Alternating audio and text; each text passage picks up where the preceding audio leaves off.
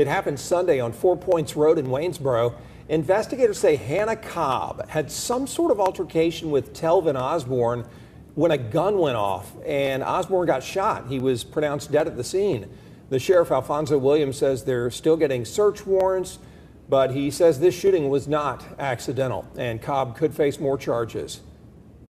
The offenses committed leading up to the discharge of the firearm included simple battery, family violence, and reckless conduct. It is reckless to go out and get drunk and then introduce a firearm into an argument. It is reckless to engage in an argument where there's pushing and shoving going on. And those are the predicate charges for the charge of involuntary manslaughter. Hannah Cobb there remains in the Burke County Jail. It started with a phone call. Just after 2 in the morning, the Burke County emergency line lit up. On the other end, a young woman gasping for breath. Her voice cracked as she struggled to speak. "He's been shot," she whispered. Then silence. The dispatcher asked her to repeat herself. She did, but slower this time. "Telvin's been shot." "I didn't mean to." The line went dead for a second. Then came the sound of muffled sobs, the metallic thud of a phone being dropped, and footsteps, rushed, uneven. It wasn't long before deputies arrived at a modest single-story home on 4 Points Road. A place quiet enough to hear the wind rustle through trees at night, now swarmed with flashing lights and drawn weapons. Inside, in the master bedroom, they found Telvin Telbo Rackins Osborne. 30 years old. Father of 4. A man still wearing his work boots, collapsed near the foot of the bed. His chest had been opened by a single gunshot wound. Blood soaked through his shirt and pooled onto the carpet. The firearm lay just feet away. Standing nearby, frozen, was Hannah Grace Cobb. Her hands were raised slightly, palms turned upward. Her expression blank. Officers shouted commands, but she didn't move until one of them gently took her by the arm and led her out of the room. What happened that night? What caused a celebration between lovers to end in a fatal shooting just hours later? On paper, they were a family. 2 children together. Matching posts on Facebook. Sunday photos in church clothes. Videos of cookouts. Smiles that made it into Christmas cards. But something happened on February 23, 2025. Something that changed the narrative completely. By sunrise, 1 man was dead. 1 woman was in custody. And a community, small, tightly wound, and deeply loyal, began asking questions no one was prepared to answer. The evidence would come quickly. The contradictions would come faster. And what began as a story of accidental death would soon ignite conversations about race, power, influence, and whether justice can truly exist in a town where everyone knows your name. This is the case of Telvin Osborne and Hannah Grace Cobb. And what really happened behind the closed door of that bedroom on 4 Points Road. Burke County's tragedy begins on a quiet stretch of land tucked away in eastern Georgia. Just off 4 Points Road, where the woods press close against cracked pavement and porch lights flicker in the distance, the air hangs heavy with the weight of old stories, most passed by word of mouth, rarely written down, often unfinished. This was the kind of place where families know each other by name, where barbers double as historians, and where loyalty is rarely questioned, until a gunshot breaks the silence. Telvin Telbo Rackins Osborne was well known here. 30 years old, lean, always in work boots, always on the move. He worked at the Savannah River site. A nuclear facility about an hour away, one of the few steady jobs in the region that paid well enough to support a family. And Telvin had a family he was proud of. 4 children in total, 2 of them with Hannah Grace Cobb. Hannah was 5 years younger. Blonde. Soft-spoken in public. In photos, she often leaned into Telvin with a kind of practiced tenderness. They lived together in a small house they rented, raised their kids under one roof, and from the outside looking in, it looked like they were doing everything right, especially in a town where stability could be hard to come by. Telvin's friends described him as a family man. Reliable. Devoted. The kind who posted pictures of his children with proud captions. The kind who brought home groceries after long shifts. The kind who still tried to take his partner out to dinner on Fridays when money allowed. But even in towns like Burke County, love does not protect you from pressure. Arguments happen. Money runs thin. Trust wears down in quiet ways. People drink to forget or to remember, depending on the night.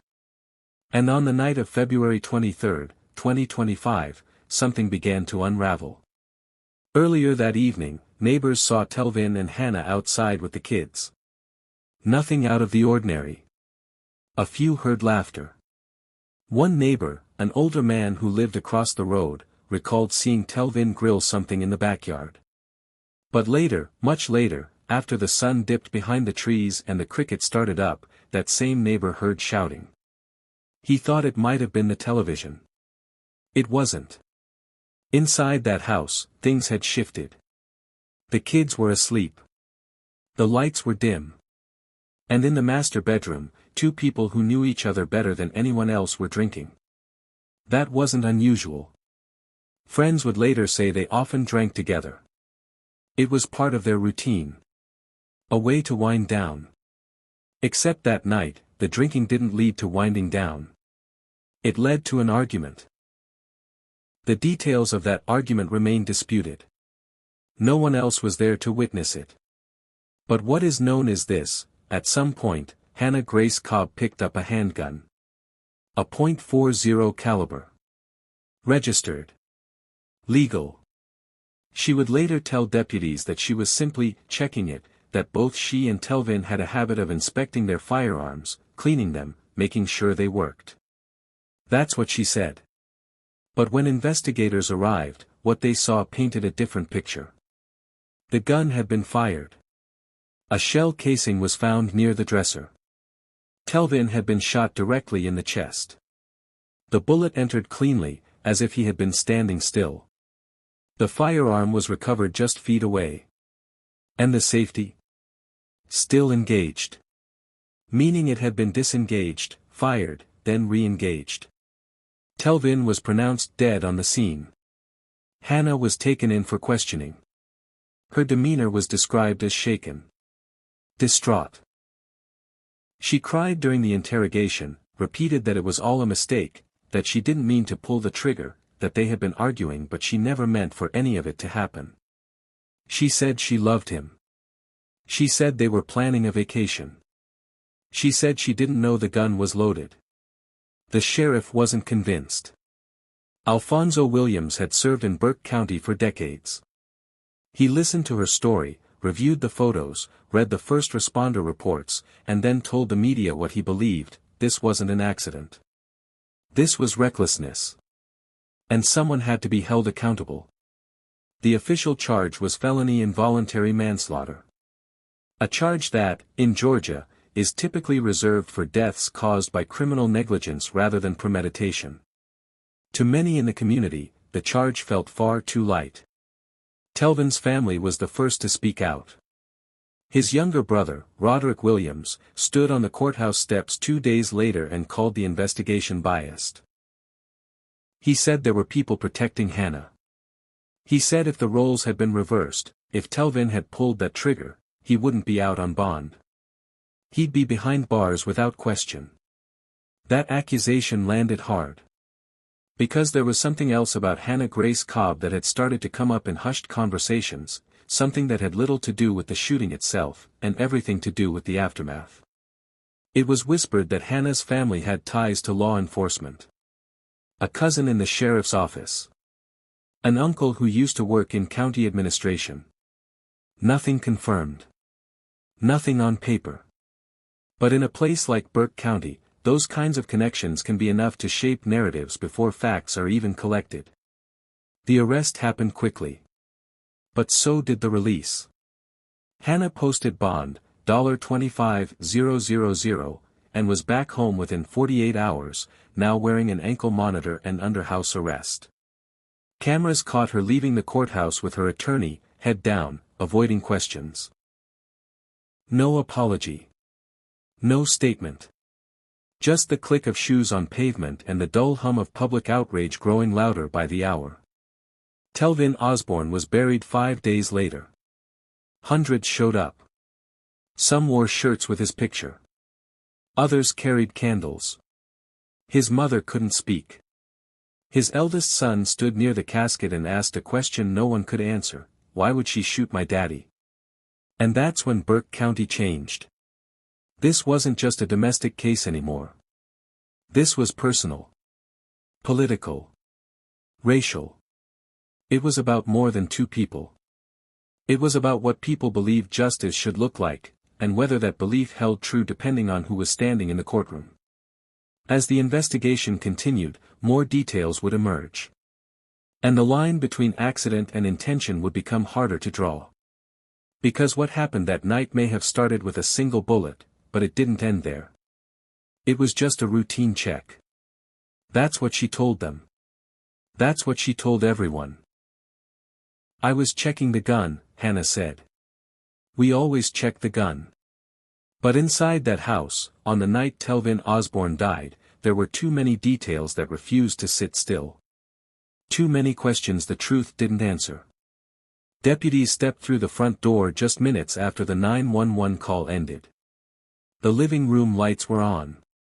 A half-empty bottle of brown liquor sat on the kitchen counter. 2 glasses, one knocked over, still dripping onto the tile. The children were asleep, unharmed. Silent.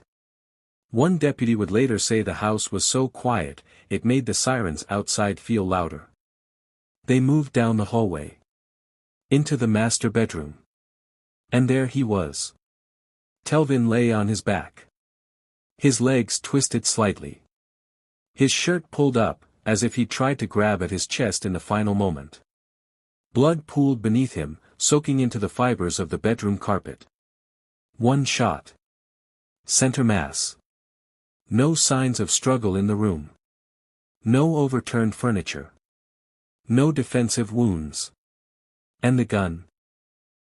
A Smith & Wesson .40 caliber, registered to Hannah, resting near the edge of the dresser. Slide locked. Barrel clean. Safety back on. What kind of routine check ends with a round discharged into the chest of a man you've loved for years? Forensics moved fast. The casing was located. Ejected cleanly. They marked its location. Took photos. Logged the weapon's position. Recorded that the safety was re-engaged, meaning someone consciously put it back into safe mode after firing. That one detail would cast a shadow over everything else, Hannah said. Still, she clung to her story.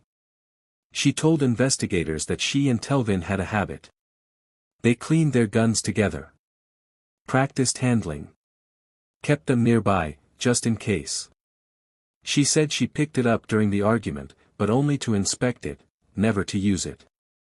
She said she didn't know it was loaded. But that claim came under immediate scrutiny. Those close to Telvin knew his habits. He took gun safety seriously. Friends from work said he never kept a round chambered inside the house. If kids were present, the weapons were stored. Period. Others said he wouldn't have let someone handle a loaded weapon if tensions were high. He wasn't that kind of man.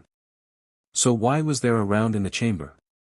Sheriff Alfonso Williams looked over the evidence, read the report, then stepped in front of cameras and told the county what many were already whispering. This wasn't an accident. This was a reckless act, driven by alcohol and conflict. That one sentence set off a firestorm. Because if it wasn't an accident, what was it?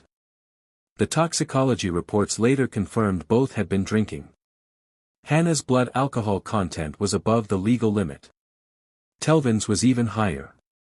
They'd been drinking heavily, no question. But alcohol alone doesn't pull a trigger.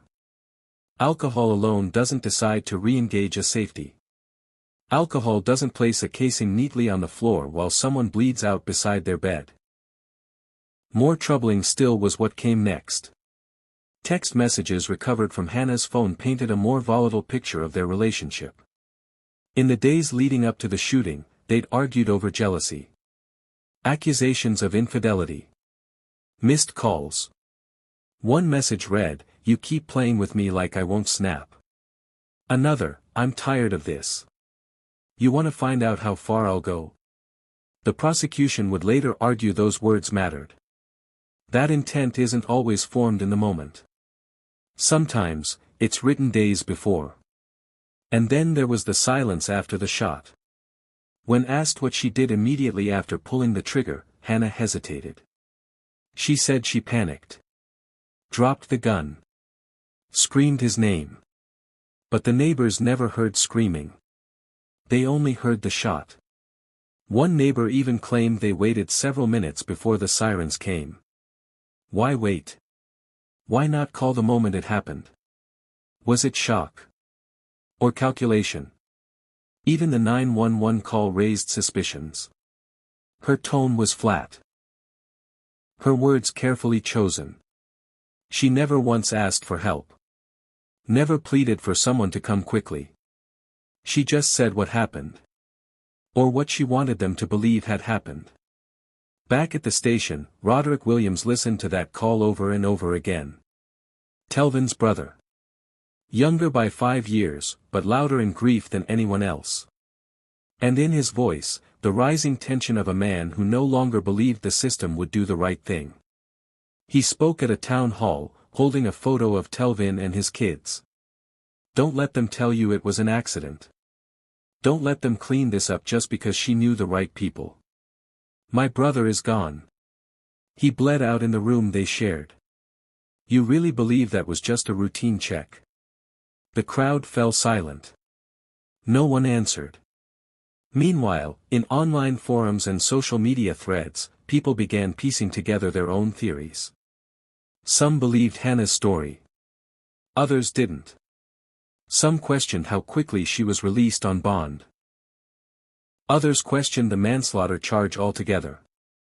In the eyes of many, it felt like the system had already decided who was worthy of protection.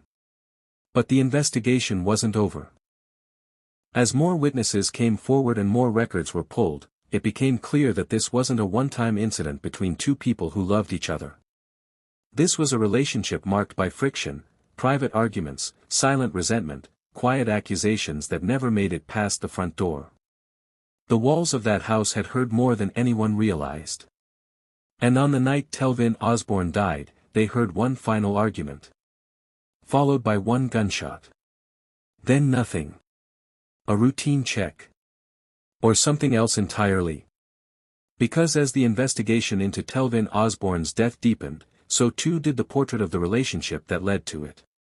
The photos, the filtered smiles, the matching outfits, none of that told the full story. The truth was harder. It was messier. It came out in fragments, told by people who knew them both, who had seen the good days and the bad. Those close to Telvin said it was never perfect. That much was clear. They loved each other, yes. They shared 2 children. They made memories. But beneath the surface, it was friction. One minute they were laughing, the next minute doors were slamming. The kind of love that bruises without always leaving marks. There were rumors. Of jealousy. Possessiveness. Of long silences broken by short tempers. Friends recall moments when Hannah would scroll through Telvin's phone when he wasn't looking. She questioned every female name that popped up. Even co-workers. He tried to explain, they said. But eventually, he stopped. Text messages recovered during the investigation showed a pattern. Heated exchanges. Accusations. The language wasn't always threatening, but it was pressing. Persistent. At times, obsessive. One message from Hannah read, "You think I won't find out? Go ahead and try me." Another, "I'll show you what I'm capable of." Prosecutors would argue these weren't just words. They were warnings. Telvin, for his part, tried to hold things together. He worked long shifts at the plant. Paid the bills. Took care of the kids. Co-workers said he often looked tired, worn out, but rarely complained. His supervisor said he talked about buying a home, starting fresh, maybe even proposing once things got better. But things weren't getting better. In private conversations with friends, Telvin admitted they argued often. He said he stayed for the kids. Said he loved her, but something didn't feel right anymore. That there were days when he felt like a guest in his own home. One night, a few weeks before the shooting, he confided in a friend while standing in the parking lot of a gas station. "She watches me like a hawk," he said. "Every step I take. Like she's waiting for me to mess up." That same friend told investigators that Telvin seemed different that night. Jumpy. Tense. Like a man who wanted to talk but didn't know how. And then there was the gun. People in Burke County own guns. It's part of the culture. Protection. Hunting. Generational knowledge passed down. But the way Hannah handled firearms had always raised eyebrows among some who knew her. She liked to show it off, one friend said. Took photos with it. Bragged about how comfortable she was handling it. Telvin, on the other hand, kept it private. Quiet. Practical. According to those close to the couple, there had been previous arguments about that very weapon. He didn't want it kept loaded. She insisted it was fine. Small disagreements, but they added up. Until one night, the disagreement ended in blood. After the shooting, investigators turned to their digital trail. They searched through old voicemails, DMs, call logs. They interviewed neighbors. One neighbor remembered hearing them fight weeks before, loud enough to wake her up. Another said she saw Hannah outside crying once, pacing in the yard. But when asked if Telvin ever got physical, no one could say for sure. That's the thing about tension. It doesn't always leave a bruise. Sometimes it builds in silence, behind closed doors, until something breaks. Roderick Williams, Telvin's younger brother, was among the first to speak to the press. His voice cracked under the weight of grief, but his anger was sharp, focused. He didn't just blame Hannah. He blamed the system. Said there had been signs. Said Telvin never wanted to make trouble. Said his brother trusted too easily. He thought he could fix it, Roderick said. He thought if he kept his head down, kept working, it would blow over. He didn't think she'd ever actually do it. Others came forward too. A woman who once worked with Hannah said she noticed something change in her after the second baby was born. Said she was quick to lash out. Quick to accuse. Another former classmate recalled a time in high school when Hannah was suspended for a confrontation that turned physical. But character profiles only go so far. The law needs facts. And the facts were this. Telvin Osborne was shot in the chest, from a distance that suggested he wasn't reaching for the gun. The bullet's trajectory indicated he was either sitting or standing still. The casing placement and the re-engaged safety pointed to an intentional act. And Hannah's explanation? It didn't match the evidence. Still, she held to her story. They were arguing, yes. But she said she picked up the gun to remind him to calm down. That it was a routine check.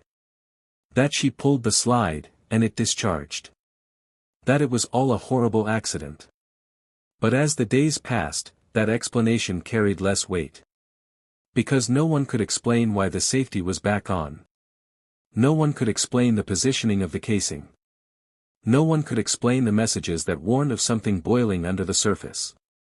And no one could explain why Telvin, a man so meticulous about firearms safety, would ever allow a loaded weapon to be handled during an argument, especially with his children asleep in the next room. The cracks in the story were growing. And soon, the prosecution would begin connecting those cracks like a roadmap. They had a motive. They had a pattern. They had a bullet. And if Hannah's story didn't hold up in the courtroom, then the real story, whatever it was, would finally begin to surface.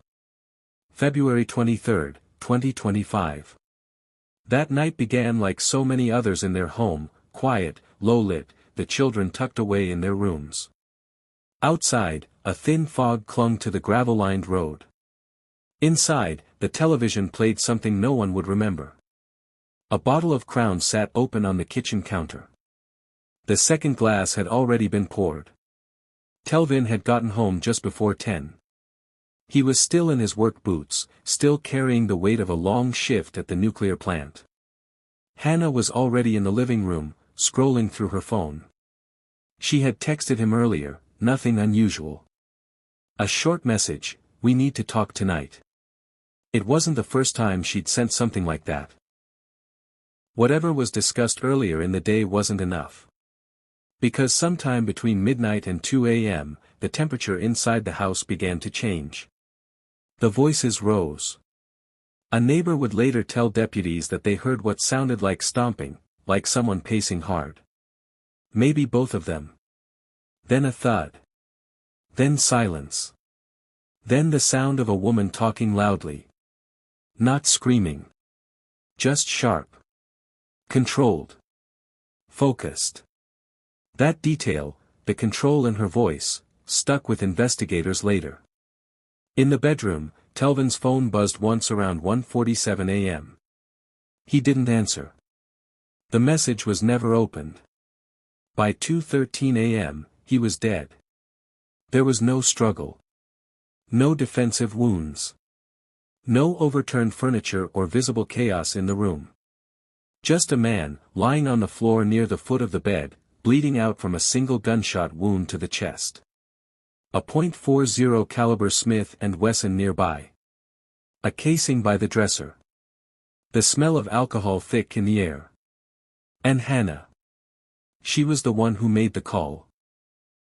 Her voice, calm at first, fractured as she told the dispatcher what happened.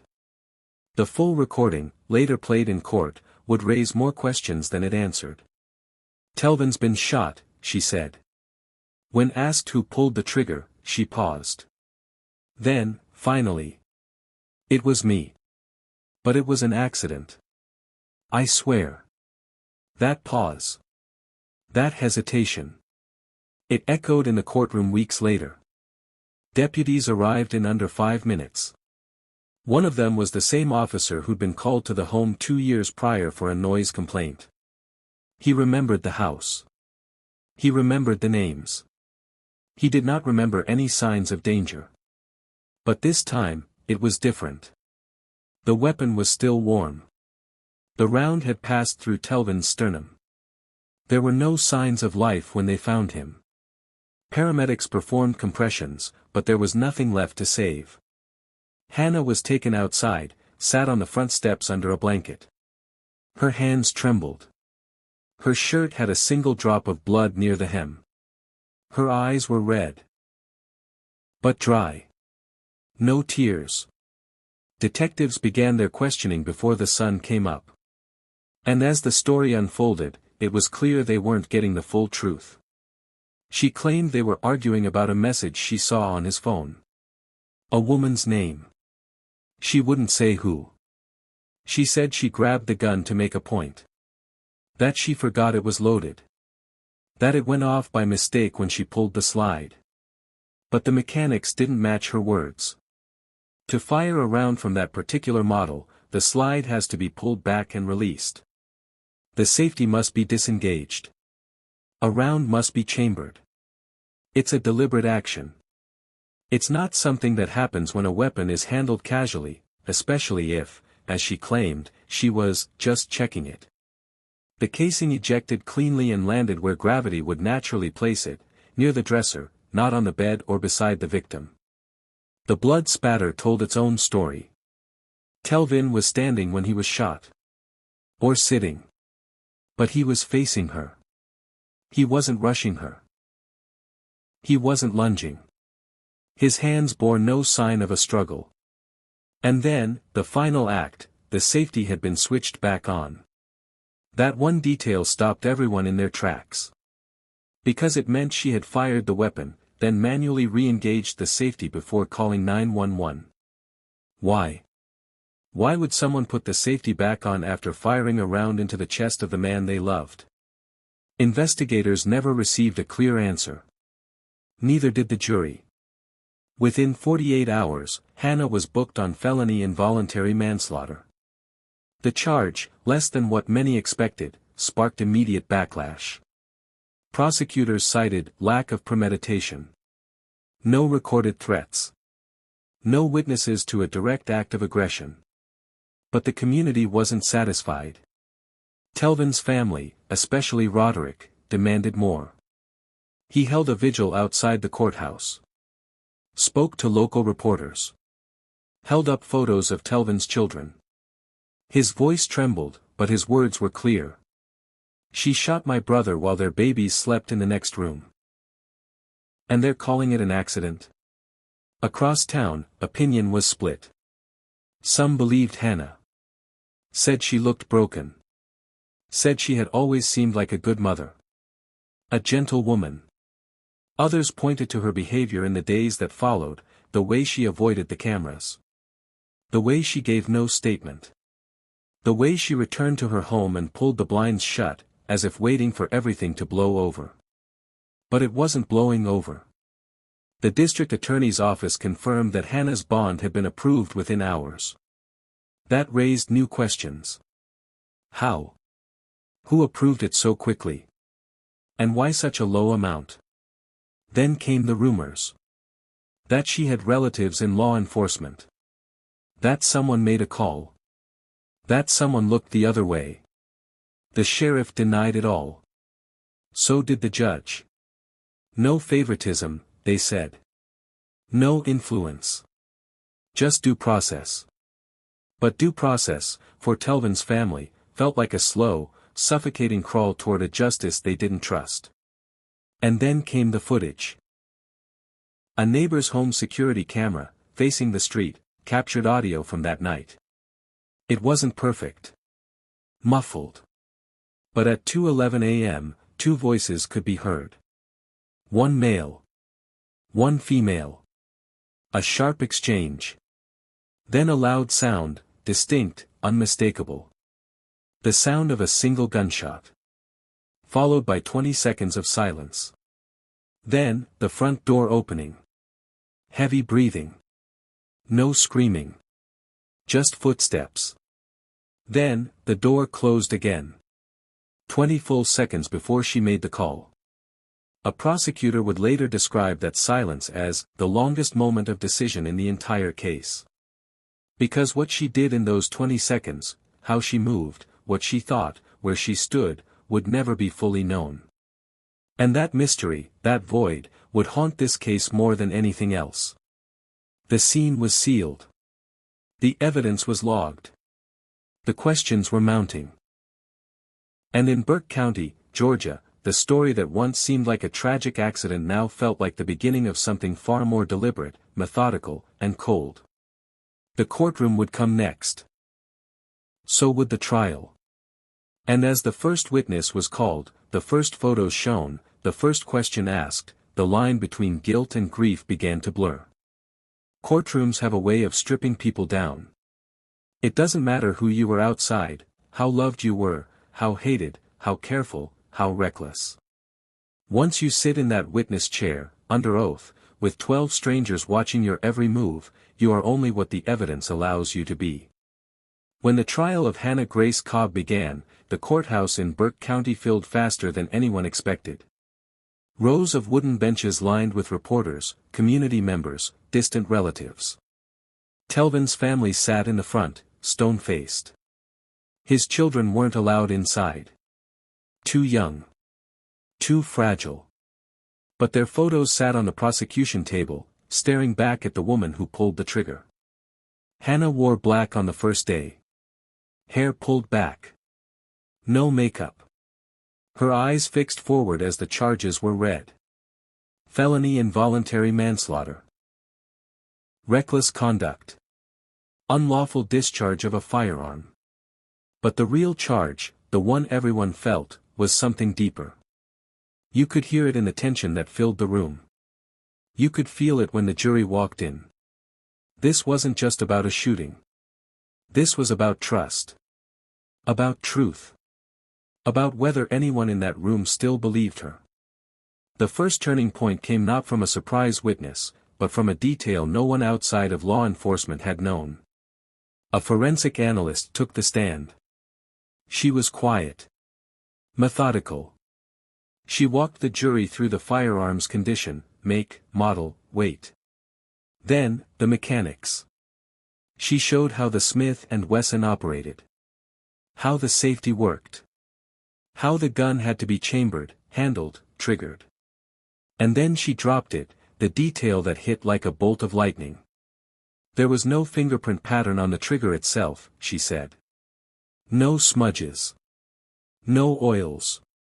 Nothing consistent with accidental discharge. The room stilled.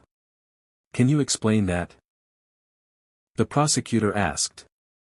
If she had pulled the trigger during a natural inspection, you would expect some kind of residual transfer. Sweat. Skin oil. Pressure. But it wasn't there. Which tells me this was either a gloved shot, unlikely, or it was a very controlled, deliberate press followed by a conscious effort to avoid additional handling. The defense objected. Speculation. But the words had already landed. Controlled. Deliberate. Not accidental. Then came the neighbor. The one with the security camera. He was nervous. Fidgeted with his hands. But he had something no one else could deny, sound. He handed over the audio file, and it was played for the jury. Muffled voices. A loud argument. Then a silence. Then a gunshot. Followed by 20 full seconds of nothing. That timing mattered. That pause mattered. The prosecutor leaned in. What do you believe she was doing in those 20 seconds? The neighbor didn't answer. He didn't have to. The jury already had their theories. The turning point sharpened when Telvin's brother, Roderick, took the stand. His voice cracked before he made it to the second sentence. He tried to speak clearly, but grief doesn't care about clarity. He pointed to Hannah without looking her in the eye. He told me he was scared, Roderick said. That she'd been watching his every move. That she didn't trust him. That if anything ever happened to him, we should look at her first. Gasps echoed through the courtroom. The defense objected again. Hearsay. Irrelevant. But the damage was done. Then, one final blow. A previously unmentioned detail. One that had been buried in a supplemental police report. The officer who initially searched the bedroom found something in the drawer beside the bed, a handwritten note. Folded. Torn from a notebook. Written in Telvin's handwriting. It read, "If this is what love feels like, maybe I don't want it anymore." Nobody knew when it was written. There was no date. No context. Just that sentence. Simple. Devastating. The prosecution didn't claim it was a suicide note. Because it wasn't. Telvin didn't shoot himself. But they argued it showed state of mind. That he felt trapped. Tired. Ready to walk away. And maybe that's what sparked the final argument. Maybe he told her he was done. And maybe that was the one thing she couldn't accept. As the courtroom recessed for the day, people filtered out in stunned silence. The energy had shifted. Whatever story Hannah had told herself, whatever belief that this might be viewed as an accident, a tragedy, a moment of panic, had unraveled in front of everyone. The evidence was too clean. The silence after the shot was too long. The note was too raw. And the children, still asleep in the other room, would one day grow old enough to ask what really happened that night. The trial wasn't over. But the moment everything changed had already passed. And the truth, now fully exposed, refused to be buried. The courthouse steps looked different on the final day. The crowd had doubled. Cameras lined the pavement. News vans were parked crookedly along the curb, their cables trailing like vines. Inside, the air was thicker than ever. The jury had been sent out the night before. They returned just after noon. 12 faces walked in, each marked with something that hadn't been there at the beginning: weariness. This wasn't just a decision about law. It was a judgment on character, motive, memory, fear. The clerk stood. The room held its breath. "We, the jury, find the defendant." A pause. "Guilty of felony involuntary manslaughter. No murder charge. No escalation." Just that. Some gasped. Others whispered. In the gallery, Telvin's mother clutched her daughter's hand and lowered her head. She did not cry. She had cried every day since February 23rd. This time, she only breathed. Hannah didn't react at first. She stared straight ahead. No blinking. No motion. Only when her attorney reached for her arm did she finally look down. She was taken into custody immediately. No bond this time. Her sentencing would be held weeks later. The court needed time to process. The families needed time to speak. But outside, people were already talking. Some said justice had been served. Others said it wasn't enough. A man was dead. A woman would serve time. But the questions were still alive. In the days that followed, the town changed. Not physically. The storefronts stayed the same. The slow-moving life of Burke County crept on. But something shifted between people. Conversations that once stopped at pleasantries stretched longer. Questions were asked more directly. Race was no longer a background note, it became part of the melody. Some pointed to the charge itself. Why not second-degree murder? Why didn't the prosecution push harder? Why wasn't the 20-second pause enough? Others said she had no record. That it wasn't premeditated. That alcohol clouded everything. That intent wasn't provable. But to Telvin's brother, to his mother, to his children, it wasn't a technical matter. It was personal. Sentencing brought the family back to the courtroom. This time, it was Telvin's sister who spoke. She read a letter, hands shaking. "You took someone from us we can never get back," she said, looking straight at Hannah. "You took a father. A son. A brother. You took his future and called it an accident." Hannah never looked up. The judge, a woman known for measured decisions, delivered the sentence in a tone absent of emotion. 10 years in state prison. 3 suspended. 7 to serve. Mandatory counseling. No early parole for the first 3. Upon release, no contact with the Osborne family. No possession of firearms. No return to the house on 4 Points Road. She was led out in cuffs. No words. No final statement. In the weeks after, Telvin's home was emptied. The lease terminated. The carpet in the master bedroom was replaced. The children were relocated to live with their grandmother. Counseling was arranged. Grief, in its many forms, took residence in their lives. At school, his daughter drew a picture of her father with wings. His youngest son stopped sleeping through the night. The town's conversation turned inward. Faith leaders addressed the case in sermons. Teachers whispered about trauma. Parents talked about gun safety. Some said it was a wake-up call. Others said it changed nothing. But one thing was clear, people remembered. They remembered Telvin. His laugh. His smile. The way he danced at birthday parties. The way he worked double shifts without complaint. The way he once said, "I just want my kids to have more than I did." And they remembered Hannah. For what she did. For what she claimed.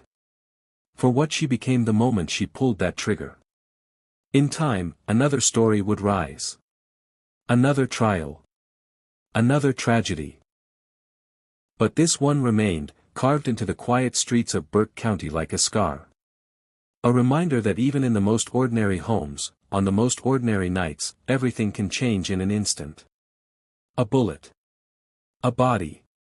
A truth no one could agree on. And in the silence that followed, a question that would never quite fade. Was it ever really an accident? Or was that just the last lie she had left to tell?